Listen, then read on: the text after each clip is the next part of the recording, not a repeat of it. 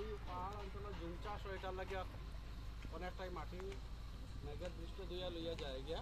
এটা প্রবলেম হয় যেটা নদী ভরে যায়, নদীর নাব্যতা হয়ে দাঁড়ে, ডিপনেস এটা কমে যায়। এটা হইলে নদীর পার ভাঙবে, যেটার এক্সাম্পল হইলো এটা প্রায় জায়গাতে আমাদের বরাক উপত্যকার প্রায় জায়গাতে ব্যাপার নদীর পার ভাঙিয়া মেইন রোড পর্যন্ত চলা গেছে। এটাও একটা রোডের অর্ধেক আমরা নদীর দিকের ভিতরে গেছে গিয়ে।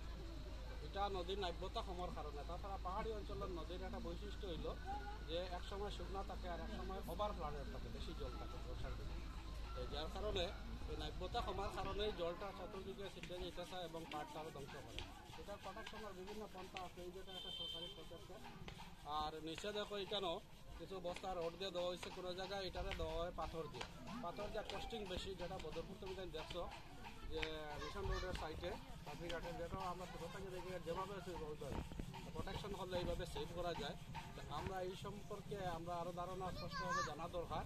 আমরা যখন ক্লাসরুমে ডিসকাশন হইব আমরা ডিটেলস জানবো, এবং এটা আজকে খুব ইম্পর্টেন্ট ইস্যু, বিভিন্ন কম্পিটিটিভ এক্সামেরও ইস্যু তো টপিক্স।